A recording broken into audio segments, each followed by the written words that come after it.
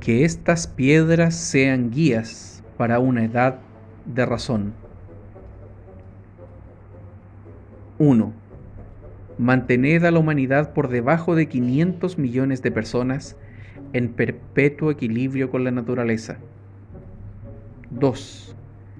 Guiad sabiamente la reproducción, mejorando la condición física y la diversidad. 3. Unid la humanidad con un nuevo lenguaje viviente. 4. Gobernad la pasión, la fe, la tradición y todas las cosas con una templada razón. 5. Proteged a las personas y a las naciones con leyes justas y tribunales imparciales. 6. Permitid que todas las naciones gobiernen internamente, resolviendo sus disputas externas en una corte mundial. 7. Evitad las leyes mezquinas y los funcionarios inútiles. 8. Equilibrad los derechos personales con las obligaciones sociales.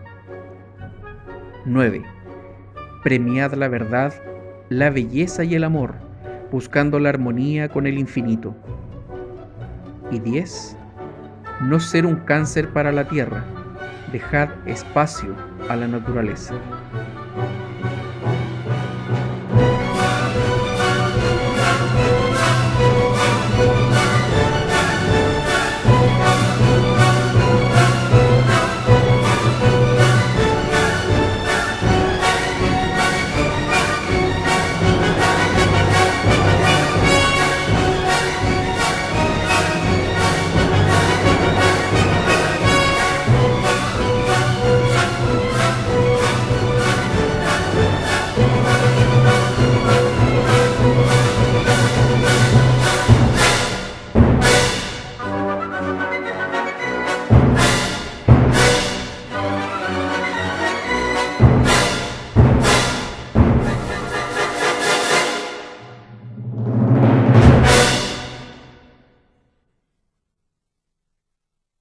Bienvenidos amigos abedules a un nuevo programa acá en el Abedul Inquieto, nuevamente con nuestro mecenas, don Marcelo, que viene ahí de un extenso viaje desde las Europas, y nuestro amigo Andrés, muy bien también, nuestro general Andrés, tomando agüita, que él lo viera y que él lo ve. Así es, pero vamos a trasplante de hígado, hay que cuidarlo. Sí, pues. Vamos a tratar un tema bastante, no sé si peliagudo, pero sí que podría ser interesante para nuestra audiencia, que es la sobrepoblación. Yo sé que Andrés nos tiene ahí preparado un speech o algo ahí para comenzar. Exactamente. Vamos a partir por lo básico. ¿Qué se define como sobrepoblación? Como sobrepoblación se define básicamente la situación en la que un número de individuos de una especie determinada excede la capacidad del entorno para sostenerlos. El día de hoy vamos a estar hablando de la sobrepoblación humana, por lo tanto, lo que se define como el entorno, los recursos para sostenerlos serían temas como la alimentación, el entorno, el efecto invernadero, ese tipo de cosas. Este término, lo de la sobrepoblación, pareciera que es un tema nuevo. Uno lo comenzó a ver en la asamblea, en la ONU, hay algunas organizaciones que lo promueven, pero en realidad fue un término que se creó hace bastante tiempo, más por allá por el año 1798, por un historiador inglés llamado Thomas Malthus. No voy a entrar mucho en detalle porque ahí él tiene su propia historia, qué uso le dio, qué intereses tenía el tema. Pero básicamente lo que decía Malthus era que la proporción en que los recursos de alimentación, de higiene, etcétera, crecían, era más lento que la proporción en que crecía la población humana. Por lo tanto, era inevitable un caos, un momento en que se iba a exceder, como hablábamos, la población iba a exceder en creces a la cantidad de recursos disponibles para sostenerlo. Y bueno, recientemente, como les decía, también hay organizaciones que promueven y últimamente la ONU más que nada ha hecho un seguimiento a este tema. No sé si en un comienzo la promovía, pero ahora básicamente manejando las estadísticas y etcétera. Y ahora brevemente vamos a ver los números. la sobrepoblación, ¿qué es? ¿Mito o realidad? Ya, perfecto. O sea, esa es como la definición, digamos, de la RAE, por decirlo de alguna forma, de lo que es la sobrepoblación o cómo está definida. Exactamente, y ese es el origen, aunque obviamente antes de este historiador inglés ya está, también la población siempre ha sido, siempre se han hecho censos, los egipcios, o sea, siempre ha habido, pero no se había acuñado el término sobrepoblación enfocado en un punto en que iba a ser inviable la mantención de la población existente. Ya, perfecto. Sí, pues, bueno, tú lo nombraste ahí, que Malthus, que fue como el primero que hizo, digamos, esta tesis, digamos, de cómo una tesis matemática, asumo. Ya. Así es. Sí. Perfecto. Vamos a remontarnos un poco en el tiempo. Ya, ok. Un poco de historia. El año 10.000 antes de Cristo, cuando más o menos surgió la agricultura, existían 10 millones de habitantes en la Tierra. 10 millones de habitantes en la Tierra. Actualmente hay ciudades del mundo, Buenos Aires, que está acá cerca, que son 15 millones de habitantes. Entonces te imaginarás que era una población, una densidad muy pequeña, una población, claro. Pequeña ya. Del año 10.000 hasta el año 1800 no aumentó mucho la población. 1800, inicio de la revolución industrial, con sus pros y sus contras, qué sé yo. Y entre el 1800 y el 1900 ocurrió el primer hito, se logró, o no sé si se logró, pero ocurrió, existió el primer 1.000.000.000 de habitantes. Entre 1800 y 1900 se logró el primer 1.000.000.000 de habitantes. O sea, lo que no ocurrió en los 10.000 años anteriores ocurrió a partir de ese hecho. Les mencionaba el tema de la revolución industrial porque ahí se entiende que eso influyó un poco en, entre comillas, la generación de condiciones propicias para que se diera este aumento. Ya, ok. O sea, el mejoramiento de eso hizo que, digamos, explotara, digamos, este tema del aumento. Claro, visto con el prisma actual, claro, hay muchas cosas que criticar, pero en ese entonces, por lo menos una de las cosas que se logró es que aumentó la población. Ya, ok. Perfecto, entonces entre 1800 y 1900 logramos el primer 1.000.000.000.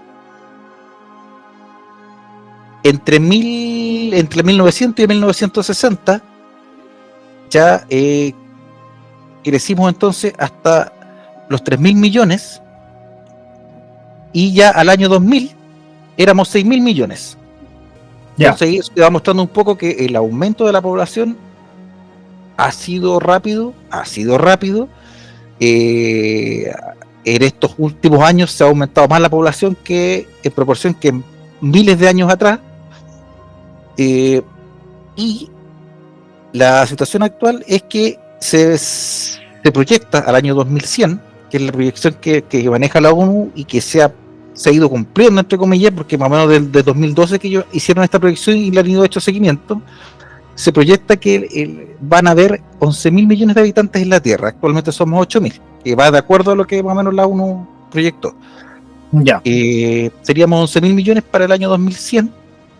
La mayoría de esa población va a ser una población adulta y existe la posibilidad de que incluso se logren 12.000.000.000 de habitantes para el año 2100. ¿Por qué? Porque va a haber una población que no existe actualmente o que podría no existir actualmente, que son, imaginemos que se extiende la longevidad humana, que no está en los cálculos actuales, porque como no ha existido anteriormente, por ejemplo, una población etaria, que no sé, pues siempre la califican de 0 a 15 años, es niños, de 15 a 30, de 30 a 45, pero imaginemos que en el 2100 existe 1.000.000.000 de personas que superaron los 100 años y otra población de 100 a 120 años, que actualmente no existe. Entonces ahí podría verse incluso que pudiéramos ser más de 11.000, pero es más o menos para aplicar la idea que de aquí al 2100 el aumento de población va a ser población adulta. Se va a mantener anualmente una cantidad de 2.000.000.000 de niños entre 0 y 15 años, desde aquí al 2100. El aumento se va a dar en los adultos que van a ir saltando estos segmentos que les mencionaba, de 15 a 30, de 30 a 45, y eventualmente 1.000.000.000 que no están contabilizados, que serían si es que se crea otra franja sobre los 100 años, por ejemplo, que se mantenga, no como ahora que sale en el diario la persona que supera los 100 años, sino que imaginemos que puede existir una franja que se agrega a lo esperado de vida del ser humano. Y brevemente no quiero tener muchos números, pero más que nada para entender esta proyección que les conté, pero es básicamente la distribución. Creo que con esta distribución se bajan un poco las alarmas. Sabemos que la proyección, como les comentaba, se ha ido cumpliendo, debería cumplirse. La proyección a 2100, 11.000 millones de habitantes, y el detalle es que serían siempre 2.000 millones de niños. O sea, si bien va a aumentar a 11.000, pero la mayoría van a ser adultos que van transitando las distintas etapas de la vida. La distribución, básicamente, lo tenía por acá, perdona, el notebook se me... Nada más. Harta información ahí. Mucha información. Bueno. A las fuentes. ¡Fuentes! ¿Por qué están blancos? Bueno. Amigo, Richard Fuentes. Yo creo que te puede ayudar. Aquí el poder de la edición va a ser su magia. No, eso va a quedar, amigo. O sea, la distribución, como hablábamos, los 11.000 millones para el 2100, 2.000 millones de niños, toda la población adulta, y la distribución es más o menos la siguiente. El año 2012 habían 7.000 millones, ahora somos 8.000, pero en el 2012 habían 7.000 millones, habían 1.000 millones que habitaban América, Sur, Centro y Sudamérica, 1.000 millones, 1.000 millones que habitaban en Europa, 1.000 millones que habitaban África y 4.000 millones que habitaban Asia.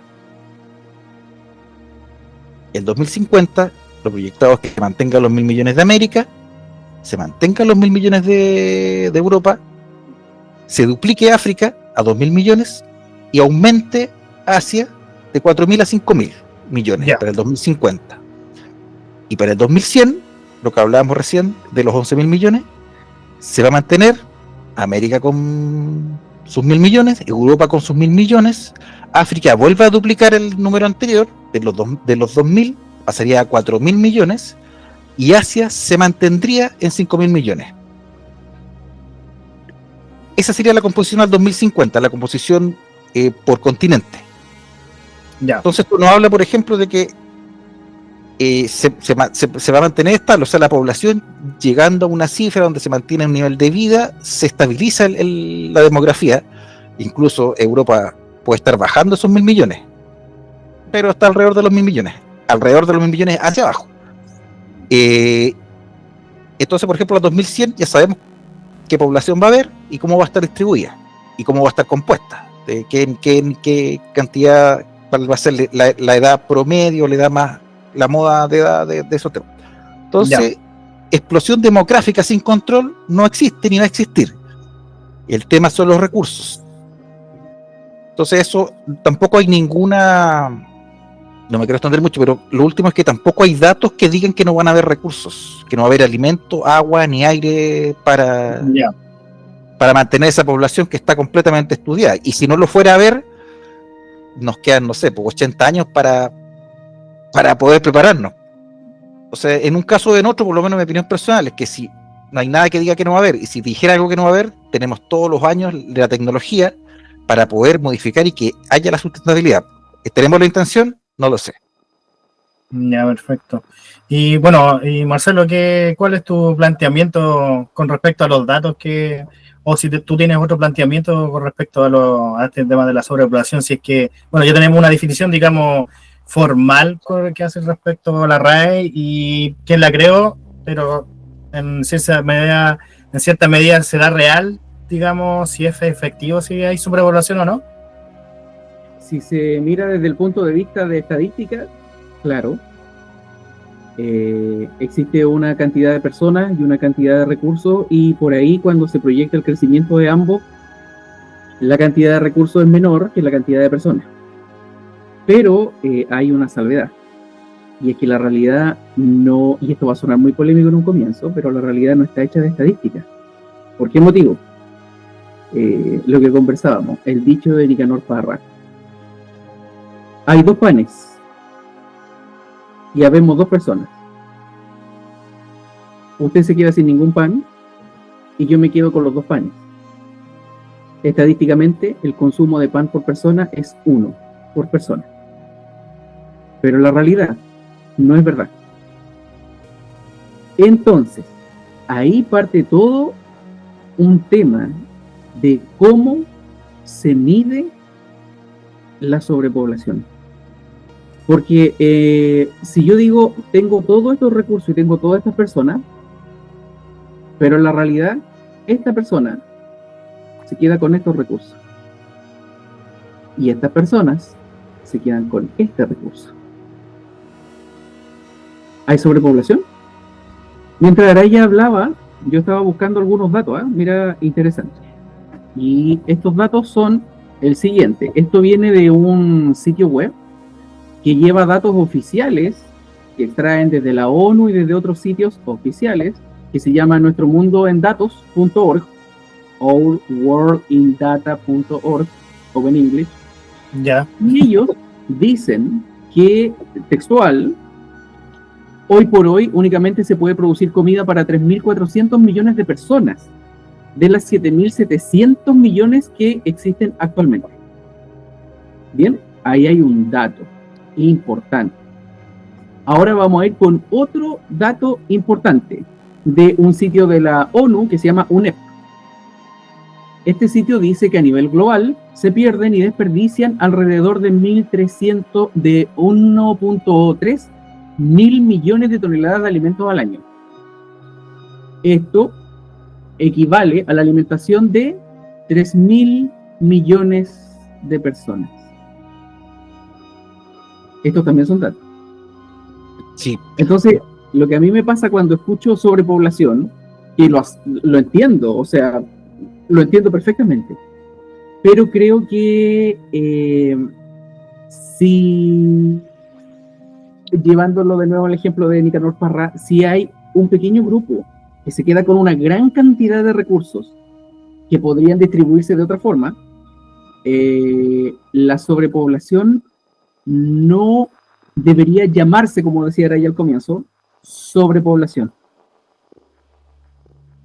Son los recursos que no están bien administrados y que se concentran en un pequeño grupo que consume mucho más recursos que lo que las estadísticas te dicen cuando te dan a entender de que todos estos recursos son para todas estas personas, y no es verdad. Claro, es que de hecho no es concluyente, el tema de la alimentación no es concluyente porque hay muchos escenarios posibles. Uno de los escenarios es que se acaben los alimentos hasta para los que existen actualmente. Imaginemos un bombardeo nuclear que contamine agua y se reduzca, se contaminen los peces, el aire y la tierra, por ejemplo. Pero hay muchos escenarios, pero como dice Marcelo, yo esto lo comento para reforzar lo que dice Marcelo, o sea, creo que para adicionarlo. Es viable, claro, es viable y a la vez es inviable. Todo depende de qué proyecto de planeta quieres. Ya sabemos cuánta gente va a haber. Por lo tanto, lo que yo sí eliminaría es el término de bomba demográfica, que a veces se ocupa. No es una bomba demográfica, sabemos cuánta gente va a haber, dónde va a estar y de qué va a estar compuesta. Ahora pasemos a la otra parte, la más difícil quizá. ¿Qué proyecto tenemos para esa gente?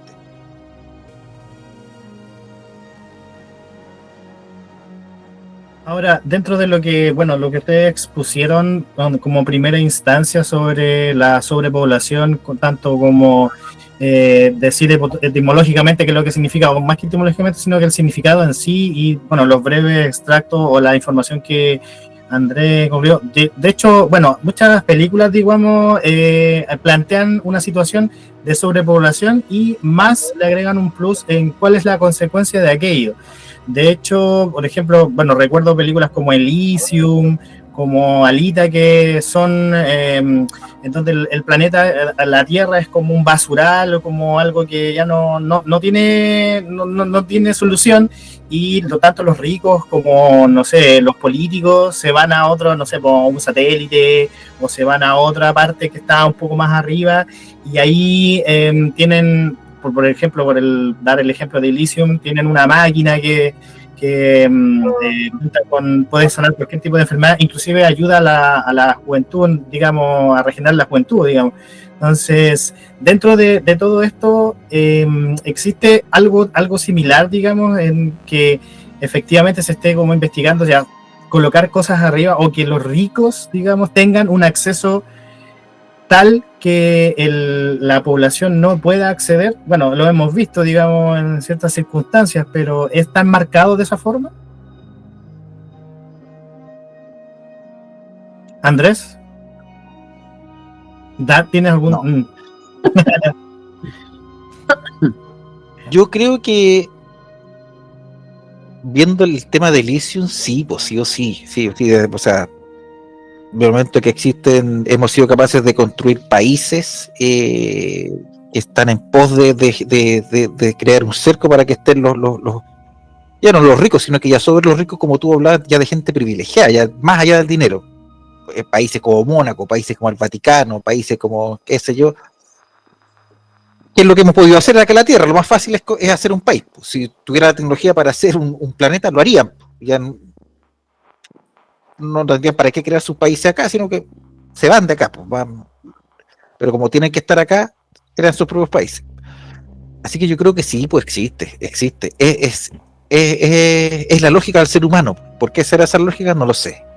Yo creo que todos tenemos un poco esa lógica dentro. Dicen que el poder muestra cómo es la persona realmente, pero O sea, claro, de cierta manera, claro, de cierta manera hay como una división, lo que comentaba Marcelo, que al final una parte de la población, digamos, que es como puede ser el 1% o quizás menos, queda con un recurso, digamos, mejor que el resto de los demás, porque el resto, digamos, en cuanto a, no sé, por darte un ejemplo, salud, por darte un ejemplo, que acá se da mucho que tú vas a clínica y, bueno, si pagáis te atienden el después, pues, pero si vas, digamos, a un hospital, tenéis que, venga mañana, vengan 2, 3 meses más para operarse. No sé si Marcelo comparte o tiene alguna visión con respecto a eso, o bueno, dentro del global, digamos, entre Elysium y Alita, que es como eso, digamos. Lo ocurre en Santiago es Elysium. Ya. No tengo el placer de conocer. Sin juzgar a quien viva ahí, porque qué circunstancias lo llevaron a vivir ahí, perfecto. Prácticamente en todas las ciudades del mundo, en todos los países, incluso hay países que destacan por sobre otros países, existen lugares como Elysium, lugares donde quienes tienen más recursos van a vivir mejor y nutriéndose de ciertas cosas que se producen en los sitios con menos recursos. Eso existe, para bien o para mal, como decía Araya, desde que la civilización es civilización. Si tú te fijas, había una élite en Sumeria, había una élite en los mayas, había una élite en Egipto, había una élite en Israel, había una élite, y así puedo estar declamando toda la noche, todas las civilizaciones que existen, donde hay un grupo que se posiciona por sobre los demás, y por lo tanto, nutriéndose de los demás, es que tienen todo ese poder, todos esos beneficios. De hecho, conversábamos anoche acerca del tema de los dioses. Y que si es que habían dioses en la Tierra, yo creo que sí. De hecho, existen unos dioses que se reúnen cada cierto tiempo en diferentes cumbres, donde llegan literalmente en máquinas voladoras, a las cuales tú no vas a tener acceso probablemente en tu vida, ni Araya ni yo, a comer unos alimentos que probablemente el resto de la población en su vida va a ver, a tomar decisiones sobre grandes masas de personas, y luego vuelven a sus hogares que están fuera de tu imaginación, con sus beneficios fuera de tu imaginación. Entonces son personas que acceden a lo mejor que existe en el planeta. A lo mejor que existe en el planeta. Cosas que probablemente el 80 o 90% de la población jamás ni siquiera va a saber que existen. Y estas personas sí lo hacen. Y no son personas elegidas con un voto. Sí, eso es verdad, sí. Esa casta a mí me evidencia lo que estábamos conversando recién. Elysium sí existe y está aquí mismo, en lugares que probablemente nosotros jamás vamos a pisar. O sea, haciendo como un paralelismo, digamos, dentro de la ficción que son las películas, digamos, ponerlo como en la realidad, que sería lo que tú decís, en los burros, creo que es lo que comentaste, que es donde hay una mayor concentración, digamos, de riqueza y por ende de mejor salud, en este caso, Sí, de Para hecho, lo que estamos enfrentando. hay remedios que cuestan 1.500 millones de pesos y que probablemente solo un pequeño grupo de Elysium va a poder acceder a tener esa medicina, porque para el resto es imposible. Andrés está ahí inquieto, Sí. lo veo inquieto al general. No puedo controlar Lo veo, No, está solo para algo- apoyar también lo que comentaba Marcelo, aparte de tener la solución a enfermedades como lo hacía Elysium, también yo creo que hay que ver una parte que quizás no es tan visible, ver lo que no es visible, que es que estar en condiciones que se enferman menos, se estresan menos, tienen la ventaja de poder consumir alimentos más limpios, aire más limpio. Entonces, ya partiendo de ahí ya hay una desventaja. No solamente que llegasen a enfermar, sino que ya tienen menos probabilidad de enfermarse. Entonces yo creo que eso es más cruel todavía. Eso es más cruel que tener la opción para sanarse o no, porque eso es como aleatorio. Puede que una persona que saca mina de carbón toda la vida viva hasta los 100 años. No se enferme nunca, entonces nunca se comprobó la desigualdad. Pero sí, yo creo que lo que sí es duro es que saber que sí, pues hay gente que nació y va a estar en condiciones de enfermarse más que otra. O sea, eso es cruel. O sea, es como una cúpula invisible, digamos, porque no todos pueden acceder.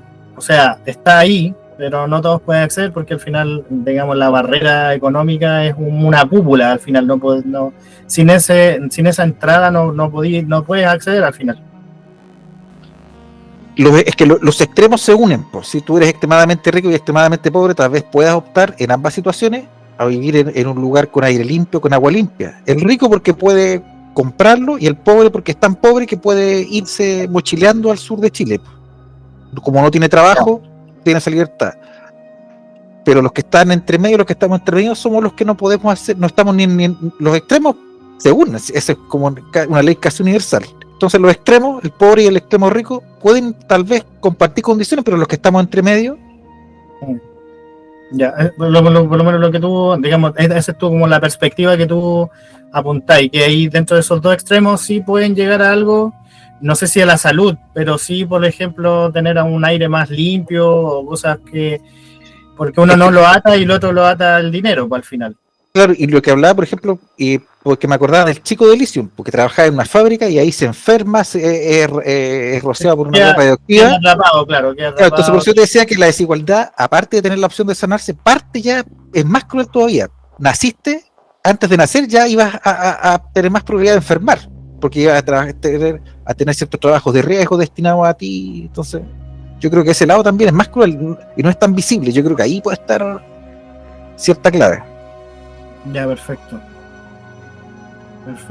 Ahora, tomándolo un poquito, o sea, tomando eso de Elysium, tomándolo un poco más allá, también recuerdo que en Wall-E iba un poco más allá, era la humanidad ya aquí, todo lo que es la basura aquí, que ya era muy gigantesco lo que había acá, y la única alternativa era salir del planeta, porque ya no había cómo plantar vida o cómo generarla, digamos, a través de la Tierra, porque ya había tanta basura que al final decidieron escapar, digamos, en una nave así gigante. Y dentro de eso, que es la consecuencia de sobrepoblación, porque al final hay más gente, más basura hay. Entonces, no sé si dentro de eso existe algo similar, o por lo menos lo estamos viendo, digamos, en que entre más gente haya, más basura hay. De hecho, hay hasta un continente de basura. No sé si Marcelo tiene algo ahí con respecto a ese tema de salir de acá próximamente. Sí, hay planes, una nave que se llamaba Orión y algo así, pero eso ha sido históricamente, por lo que estábamos conversando recién. Quienes tienen más recursos van a buscar moverse, y es natural, hacia un lugar que esté menos contaminado. Pero van a obtener ciertos productos que se van a generar en lugares que se van a contaminar por crear esos productos. Las baterías del auto eléctrico, sin ir más lejos, ahora que hay toda una polémica porque nos dimos cuenta de que contaminaba el crear baterías. Entonces eso se da mucho, el tema de la basura. Pero, hay un pero ahí.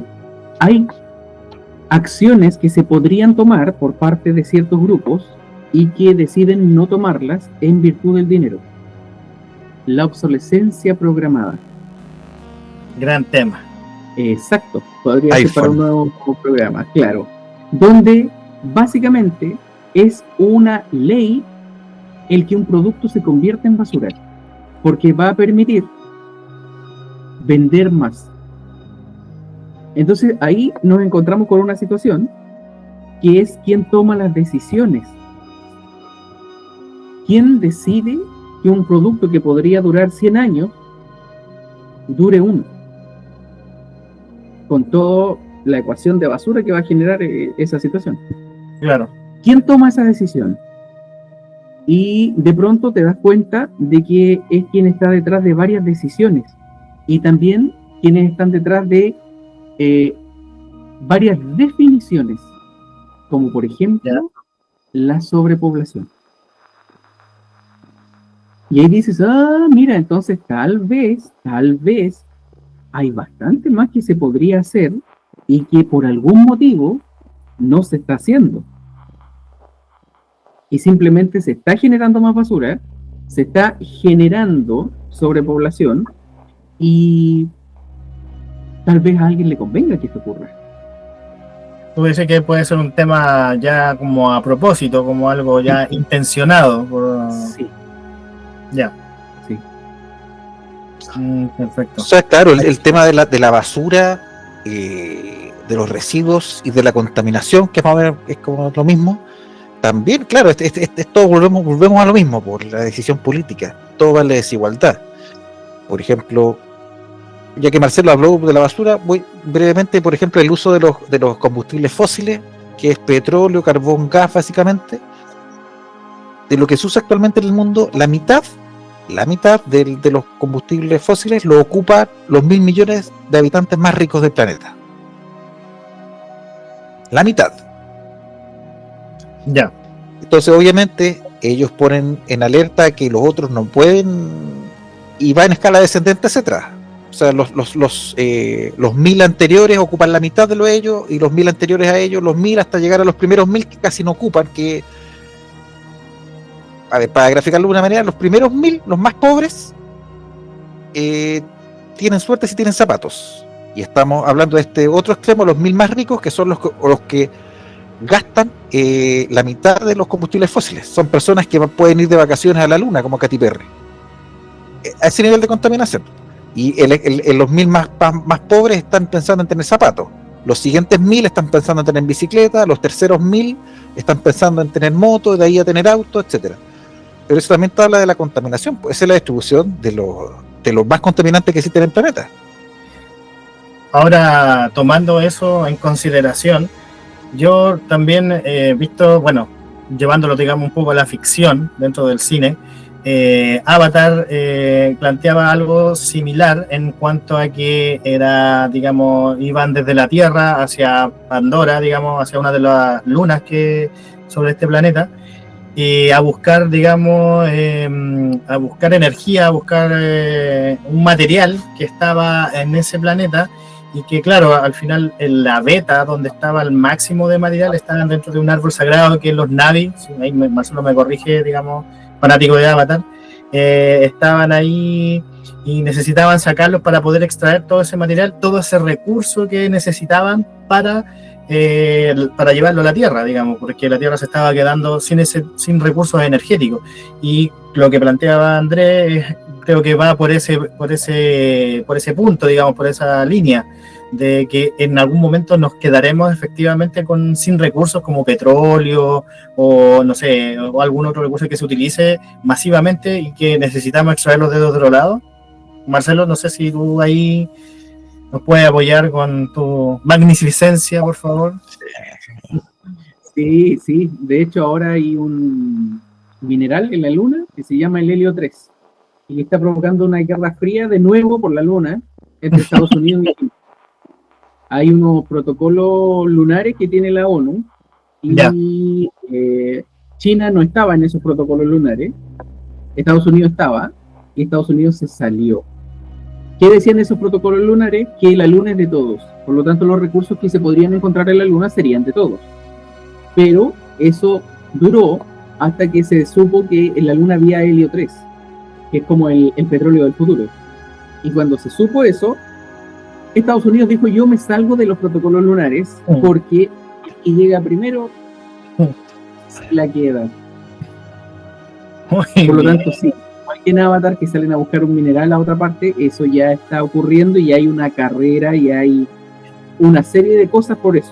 Podríamos hacer una carrera espacial lunar sobre ese material. Sí, de hecho están todos, no todos, estos dos países están ahí peleándose por quién llega primero. De hecho, esto es tan grave el hecho de que Estados Unidos haya salido de ese protocolo que Rusia puso un reclamo formal en la ONU indicándole que ellos estaban en desacuerdo de que Estados Unidos incumpliera esa parte. Pero ya está hecho. Por lo tanto, ahora ya hay que esperar a quién va a poner las primeras bases y las primeras minas lunares. Como siempre, no lo vamos a ver hasta que esté ya listo. Exacto. Falta un poco de energía aquí. Vamos a mirar la luna, ya no va a estar así nos vamos a enterar de que bueno, ya sabemos que no es de queso, pero en general eso es lo que se pretende, digamos, por lo menos lo que comentó el Marcelo. No sé si Andrés tenía algo así como con respecto a los recursos que lo planteaste en el comienzo. Los recursos, es que, claro, son por lo menos el tema del helio 3 va a llevar por lo menos a quizás a crecer tecnológicamente, porque van a tener que hacer el viaje, desarrollar cierta tecnología, pero acá en la Tierra nos quitamos los recursos a palos, ¿no? Es como la guerra es la gran repartidora de recursos hasta hoy día, o sea, diría, no, es cosa del pasado, Segunda Guerra Mundial, mira, métete a Twitter ahora las guerras que están y las guerras que van a venir. De hecho, en un comienzo era oro. Esa es la repartija de los recursos. El agua, digamos, es como un recurso que se están peleando todos por obtener, o quien captura más, digamos, recursos hídricos para poder, digamos, sacar provecho de ellos. Ahora, si lo pensáis bien, igual ha mejorado un poco los problemas. Imagínate que ¿Cómo es eso? Problemas un poco más felices, no sé tan felices, pero tenéis que pensar que, claro, ahora discutimos del agua, el helio 3, pero hace unos pocos años atrás, algunos de los recursos en disputa eran los seres humanos, la esclavitud. Ahora ya no está en disputa. No, claro, pues, sí, pues. Permitió el nacimiento de varias industrias, si es que no del capitalismo en sí, la mano de obra esclava. El surgimiento de naciones. Que entonces Estados Unidos todavía no compensa a las personas que dijo que iba a compensar. Francia nunca compensó a Haití. Cuando abandonó Haití le pagó una deuda, pero no hay que razón más. Pero lo que voy es que en algún momento los recursos que ahora hablamos del helio 3, del agua, hace poco el recurso era las personas. Imagínate lo cruel, ahora ya está el agua y el helio 3. Es como para poner un poco la perspectiva, no digo que sea, ¿cachai? Como para ver ahí lo que está antes después, no juntarlo todo, sino que ver que se ha ido cambiando un poco, sí. Ya, perfecto. Ahora, claro, planteando ese dilema, digamos, de los recursos que al final son naturales de la Tierra, digamos, tanto, no sé, los minerales, la misma agua. Ahí, bueno, la anécdota que nos contó ahí tras bambalinas nuestro amigo Marcelo, de su vecina y todo el tema. ¿Tú crees que, por lo menos yo recuerdo una película bastante que es de Guerra Mundial Z, que trataba, digamos, de esto, como estaba siendo el planeta, digamos, socavado por el ser humano, la Tierra misma, y por lo que se comenta en la película, implanta, digamos, un virus donde contamina a una persona y esa persona contamina a otra, y bueno, hay obviamente una vorágine de contaminación de virus que contamina al ser humano y trata de extinguir, o sea, la Tierra misma trata de extinguir a la plaga más grande que tiene, que es el ser humano. No sé si ahí existe algo similar, no sé si los virus que tenemos actualmente sean algo como similar, siendo que el ser humano es un hueso duro de roer, digamos, dentro del planeta Tierra. Y no sé si Marcelo tiene ahí algún conocimiento, algún pasaje, digamos, de información con respecto a eso. Yo me sonríe y creo que sí. Yo creo que nos trataron de vender eso hace 5 años. Nos trataron de vender de que la Tierra estaba mejor sin nosotros, que había surgido un virus, que había venido de una cueva de murciélago y se había transmitido a un pangolín, y del pangolín pasó al humano porque el humano había invadido los espacios de los murciélagos y de los pangolines. Y con el tiempo nos hemos dado cuenta de que habían patentes de ese virus, de que el laboratorio, de que salió de un laboratorio, de que ese laboratorio estaba financiado por 3 países, y un país acusaba al otro. O sea, no era que la Tierra se estaba sacudiendo a este parásito que no tiene que reproducirse porque, como decía Platón en ese tiempo, él ya tenía una idea bastante clara de que la gente, la mejor gente, él le llamaba como purificar la raza, la mejor gente que se multiplicara, se casara con la mejor gente, pero que la otra gente hiciera lo mismo. O sea, no te vayas a juntar con, o si tú eres de la gente más penca, no te vayas a juntar con la mejor gente, o sea, cásate en tu entorno. Y él comparaba esa situación con ganado, y él decía, si tú tienes ganado y lo quieres mejorar, o sea, ya de partida ya hay un pastor y un administrador del ganado, si tú tienes ganado y lo quieres mejorar, obviamente tienes que sacar las mejores crías de los mejores ejemplares, no de estos ejemplares. La situación ahí es quién es el que define quién es el mejor ejemplar y quién no. Y quién es el que nos quiere hacer creer que lo que le pasa a los que no son buenos, como los virus, como ese virus de hace 5 años, les pasa porque la Tierra está sacudiéndose de lo malo. De lo malo. Cuando se dieron acá en Chile y en todos los países los informes de cómo moría la gente, yo nunca vi división entre hospitales públicos y clínicas privadas. ¿Dónde habrá muerto más gente? Todos tenemos la respuesta, todos lo sabemos, lo intuimos. ¿En qué comunas? Aquí en Chile está dividido por comunas, la situación de donde vive cierto estrato social y todo, comunas. Distritos en otras partes, estados. Nunca se dividió tampoco porque comunas era donde moría más gente. Aunque todos sabemos en qué comunas eran.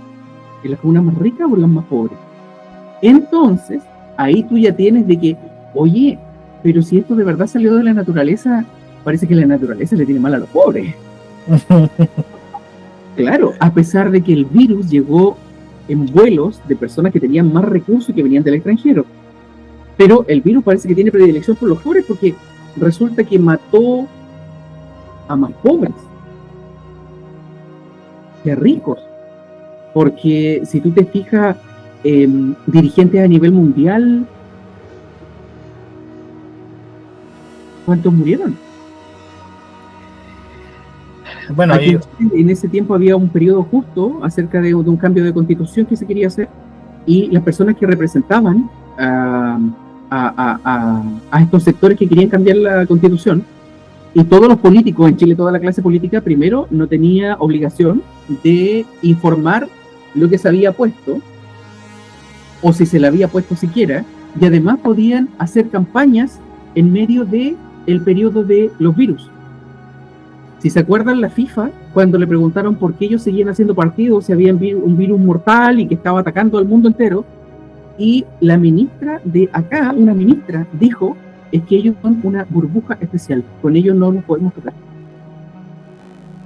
El PCR que nos mandaron a hacer a todos, cuando se lo trataron de hacer a Macron, Macron dijo que él no se lo iba a hacer, porque le iban a robar el ADN. Sebastián Piñera, nuestro presidente en ese tiempo, él nos prohibía salir a comprar el pan, como ocurrió en todos los países en el fondo, porque seguía instrucciones internacionales. Él nos prohibía salir a comprar el pan mientras él se fotografiaba comprando vino en tiendas de gama alta. Entonces, todo esto de que surgió un virus que atacó la sobrepoblación, parece que, como te decía, la Tierra tiene predilección por los ricos y tiene una animadversión por los pobres, porque los afectados fueron pobres, aunque no se nos informó eso en televisión, porque las divisiones no estaban por comuna ni por estrato social. No, pues era como una bolsa, digamos, de gato. Sí, de hecho lo más terrible es mostrar todo eso por televisión o por internet, digamos, las cantidades de, digamos, afectados, digamos, para poder... Bueno, YouTube no nos baje el video, pero ahí, bueno, ahí Andrés Yo nos no está mencioné, levantando la me mano. cuidé mucho de todo lo que dije, ¿eh? Sí, igual vamos a editar, no te preocupes. Esa parte la edita. Ahora ya está levantando la manita. Sí, Sí. lo que quería comentar es que también se vuelve con el tema que estábamos hablando, casi se me sale la palabra, de que efectivamente es como que esa condición nos llamó también a preguntarnos, y lo que te hacía que estuvieras más proclive a enfermarte eran las condiciones que tenías. Quizá ninguno iba a morir, pero por ejemplo, si una persona tenía que tomar el metro al otro día para ir a trabajar, estaba expuesto a enfermarse. En cambio, en el otro extremo podría haber habido una persona que dijo, mira, ideal, me voy a mi terreno en Cachagua, mi playa privada, y todo lo que lo compro, y total, yo me hasta en helicóptero, así que no me topo con nadie. Entonces volvemos al tema de las condiciones. Yo creo que nos volvió a enrostrar qué condiciones de vida tiene cada uno, y tal vez lo correcto sea que todos tuviéramos la oportunidad de haber tenido un lugar privado, un lugar, incluso podría haber sido hasta temporal. Ya saben que mientras dure esto, a cada persona se le asigna un lugar de Chile privado para que pueda movilizarse de acuerdo a donde viven sus familias, no sé, pues ahora inteligencia artificial se calcula, ya, esto se lotea hasta temporalmente, por estos 2 años. Entonces, para que las personas puedan irse y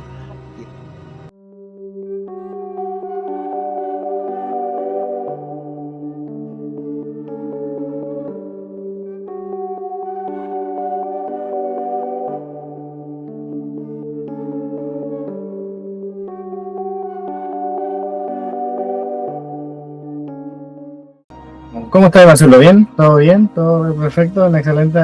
Volviendo de la caída de la señal. Ya, perfecto. Bueno, retomando lo que estaba indicando ahí Andrés con respecto al tema de los virus, una de las cosas que también yo recuerdo, tomando un poco de la mano de la ficción, hay una película de trilogía que basada en un libro de Dan Brown, que es Inferno, que habla o relata un poco el tema obviamente dentro de toda la película, sobre un genetista que habla sobre la sobrepoblación y que hace una proyección, digamos, dentro del tiempo, que en un tiempo X va a haber tanta gente que no se va a sostener el planeta. Entonces algo hay que hacer con respecto a eso. Entonces hay algo similar dentro de que se haya hecho, porque al final, bueno, ellos obviamente toman una posición radical con respecto de que hay que bajar, digamos, un poquito la población para que no se sature, entre comillas, el mundo, y que no sé si guarda mucha relación, bueno, algo similar a lo que quería hacer Thanos, pero obviamente no lo hizo él, sino que lo hizo la gema del infinito, digamos, al momento del chasquido, que había una sobrepoblación universal, digamos, y bajarla a la mitad de forma aleatoria. Pero no sé si dentro de ello hay algo similar o que ustedes sepan, digamos, que se haya investigado o que haya investigado ustedes. No sé si Andrés, Marcelo, ahí les cedo la palabra para que entren al ring. Araya, dele nomás. No, yo quería comentar, claro, notable que no me acordaba, claro, Thanos, ahí, claro, también sobrepoblación, pues. Mira, Sí, claro. Se decide quién tiene que morir, Claro, pero o sea, nunca quienes deciden tocan su grupo. Ursula von der Leyen, presidenta de la Comisión Europea, tiene 7 hijos y le pidió a los europeos hace un tiempo que no tuvieran más hijos porque había sobrepoblación. Qué terrible. O sea, ellos pueden tener muchos hijos, pero los demás solo uno. Eso si tú lo llevas ahí me volvió la señal en el otro modelo. Muy bien. Eso si tú lo llevas a grupos, a diferentes grupos, te vas a encontrar con, por ejemplo, lo que decía la Araya, Malthus. Había Leonard Darwin, hijo de Darwin. Había un primo de Darwin, que se llamaba Francis Galton. Él decía que la selección natural se demoraba mucho y era muy caótica, por lo tanto había que buscar medios artificiales de ayudar a la selección natural. O sea, los más aptos se quedan, los menos aptos se van. Ese principio de hay sobrepoblación, por lo tanto yo, ¿quién es ese yo? Decido que hay una cantidad de población que tienen que morir, ha ocurrido muchas veces. El faraón egipcio con los esclavos hebreos o con los bebés hebreos. Los experimentos que se hicieron en el país del águila, y no me refiero a Alemania, con personas enfermas, con personas negras. Esos experimentos no fueron porque sí, o no fueron al azar, como en el caso de Thanos. Fueron porque se consideraba que esas personas no eran merecedoras de multiplicarse. Esas eran las personas que estaban creando la sobrepoblación. Esas eran las que sobraban, no tu grupo, porque tu grupo es poca gente. Por lo tanto, obviamente tu grupo no es el que está creando el problema de la sobrepoblación. El problema es que la sobrepoblación tiene dos patitas. Uno es la gente y la otra es los recursos. Y tu pequeño grupo mágico, maravilloso, es el que se está comiendo la inmensa cantidad de recursos. Por lo tanto, en vez de modificar tú tus hábitos, lo que haces es culpar a la mayoría de la gente con la fantástica ecuación de todos estos somos, todos estos recursos hay, estamos muy justos. Pero eso no es la verdad. Entonces, eso que tú mencionabas de infierno es como yo creo, según la evidencia que he visto, que funcionan las cosas en la realidad. Hay diferentes grupos de poder que están locos por el tema de la población, pero de la sobrepoblación, pero locos desde el comienzo de los tiempos. Cualquier cosa que empiece a crecer para ellos significa una amenaza. Imagínate que en China ellos tienen una política de que cualquier grupo que sea mayor que el Partido Comunista Chino es una amenaza y debe estar prohibido. Bajo esa bandera, ellos persiguieron a un grupo que se llama los Falun Gong o Falun Dafa, donde los meten presos. Los Falun Gong y los Falun Dafa son personas vegetarianas que se cuidan mucho en lo que comen. Y China tiene, para los objetores de conciencia, como los Falun Gong o los Falun Dafa, que toman presos, tener una política de extracción de órganos vivos. O sea, tú caes a la cárcel y te pueden quitar los órganos. Esta información incluso está investigada por la ONU, pero... Entonces, negocio redondo. Yo necesito eliminar la población de ese grupo, de mi grupo de nuevo. Yo tomo la decisión, yo creo la ley y yo decido quién es el grupo que a mí me significa una sobrepoblación, una amenaza. Yo los tomo detenido y les saco provecho. Ese principio es el que yo veo que ocurre con todas estas cosas. Se les sacan provecho a estos grupos de sobrepoblación que hay que eliminar y por lo tanto buscar formas eugénicas o eugenésicas de poder eliminarlo. Había un... no recuerdo el nombre en este minuto. Había un instituto en Alemania, antes de la Segunda Guerra Mundial, que estaba planeando, proyectándose a hacer experimentos con todos los presos de guerra que obtuvieran en la Segunda Guerra Mundial. Y por otro lado, había una familia del país de la estrella y las líneas, los Rockefeller, que estaban experimentando con personas para que no se reprodujeran en Estados Unidos. Y cuando el Senado de Estados Unidos empezó a poner ojo en eso, lo que hicieron los Rockefeller, y esto no lo habla mucha gente, fue tomar su platita de aquí y moverla hacia Alemania, hacia ese instituto, que cuando estalló la Segunda Guerra Mundial, tenía las luquitas de Rockefeller, para poder hacer los experimentos con toda la población de gitanos, homosexuales, judíos, etcétera, etcétera, etcétera. Y todos esos análisis, todos esos documentos, que ocurrió cuando terminó la Segunda Guerra Mundial, vinieron estas dos potencias, especialmente una, los tomó y se los llevó de vuelta de donde había salido la plata. Entonces siempre, y podrían haber miles de ejemplos, el informe Kissinger que conversábamos hace unos días, donde dice abiertamente, Estados Unidos en el siguiente siglo se va a quedar sin minerales, por lo tanto va a tener que sacarlos de los países en vías de desarrollo. Si esos países, para cuando Estados Unidos se quede sin minerales, ya están desarrollados, esos países van a usar esos minerales. Por lo tanto, lo que debe hacer hoy Estados Unidos es asegurarse de que esos países se mantengan siempre subdesarrollados. ¿Y cómo lo vamos a hacer? Porque se menciona, es con el problema demográfico, sobrepoblación, y nuestro control de natalidad. O sea, no se reproduzcan, porque si ustedes no se reproducen, nosotros vamos a poder venir a sacar sus minerales tranquilamente. Existe el Club de Roma, que menciona de nuevo como cantaleta el tema de la sobrepoblación y la gente es el problema, y así. Así hay un montón de grupos que tienen el sueño húmedo de terminar con esta sobrepoblación que, como te digo de nuevo, siempre son los pobres o siempre son los de menos recursos. Nunca es su grupo. O sea, claro, la cantidad de gente, no quien consume la mayor cantidad de recursos. o sea, dejarlo hasta un nivel, digamos, no extinguirlos todos, sino que dejarlos es como cortar el césped, dejarlo como a ras.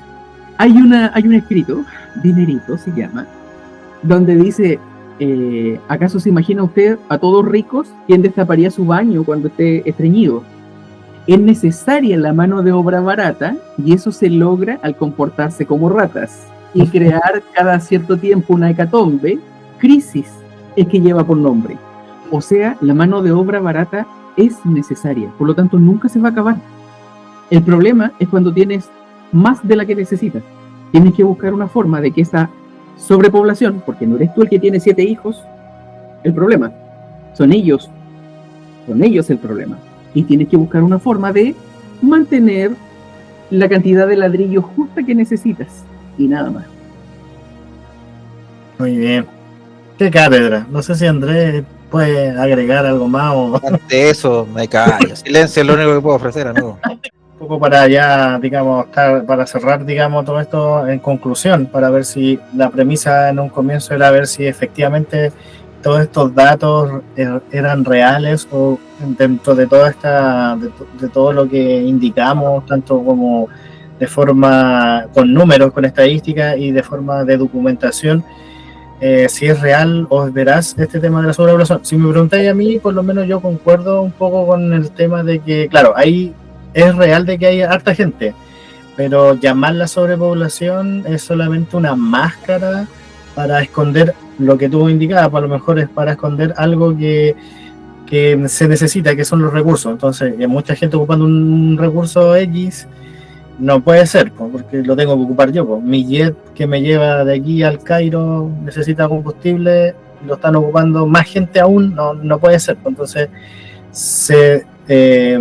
digamos, disfraza el tema de la sobrepoblación como una calamidad, por decirlo de alguna forma, o una próxima calamidad, y eso es un freno al final.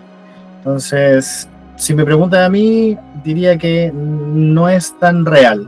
Espero que YouTube no nos baje, digamos, por las opiniones que estamos acá, pero por si me preguntan a mí, no es real. Yo creo que el mundo alcanza para todos. No sé, Andrés tiene ahí una César Lennon, presidente de 2030. Parisi, pequeño Parisi, siempre lo supe. No, yo creo que sí, yo creo que por lo menos de esta conversación nos vamos con la bomba demográfica eliminada del vocabulario y nos quedamos entre sobrepoblación o población, pero ya eliminamos un elemento que sabemos que no hay bomba demográfica, no existe. Conversemos si es sobrepoblación o solamente la población que va a haber, que sabemos, por eso le decía, sabemos cuánta va a ser, dónde va a estar y de qué se va a componer. Marcelo. Oiga, se cortó la señal, así que no escuché lo que dijo Araya. Se cortó justo cuando terminaste tú, Corvolán. Dijo que dijo que al final solamente se puede hablar si de más que nada de población más que de sobrepoblación. Sí, porque por lo menos de esta conversación yo me voy con la tranquilidad que eliminamos de nuestro vocabulario la frase bomba demográfica y se volvió a pegar. Esto ya es intencional, amigo, aquí ya hay... de hecho, él mismo lo dijo, Estas cosas se preparan, amigo, con antelación. Sí, sí, sí. De hecho, si te fijas bien, no está pegado, se está quedando quieto nomás. Mira. No, está muy ¿Sí? quieto. Demasiado Sí, quieto, diría yo. Sí. Ay, Obviamente hay una segunda intención aquí de parte de nuestro compañero. Siempre lo supimos, amigo, pero bueno. creo que, voy a tener la edición más grotesca que voy a hacer. Oigan, La edición No, a la no, su magia. no volvió a Volví. escuchar nada, se volvió a cortar. Preguntaba Lo sabemos, qué lo es lo que sabemos. había dicho.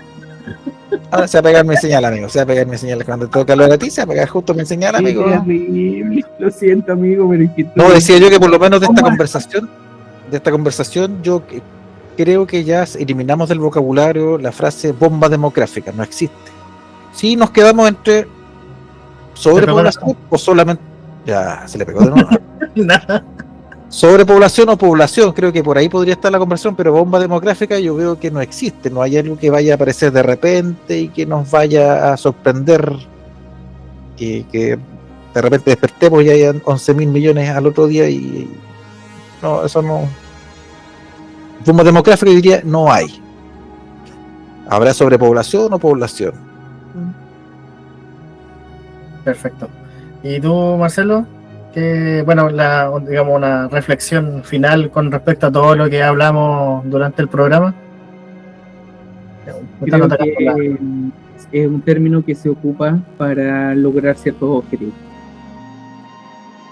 Y parte de esos objetivos es que quienes ponen el término sobre la mesa quieren mantener su estilo de vida de dioses. Y para eso, por supuesto, sobra gente porque los recursos no alcanzan para mantener su estilo de vida de dioses. Que hay que compartir con el resto. Perfecto. Bueno, yo creo que con esto ya hemos abarcado, digamos, todo lo que es la sobrepoblación, digamos, con datos, con relato también, y creo que ha sido una buena charla, una conversación, y esperamos que a nuestros contertulios les haya agradado esta nuevo capítulo acá en el Abedul Inquieto.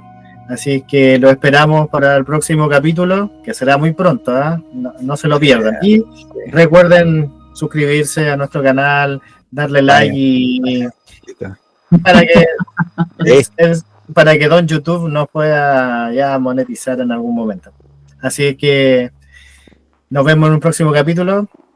Muchachos, muchas gracias. Marcelo, Andrés, nos vemos en otra oportunidad, en otro capítulo. Así que adiós. Adiós. Pero cuanto más los oprimían, tanto más se multiplicaban y crecían, de manera que los egipcios temían a los hijos de Israel.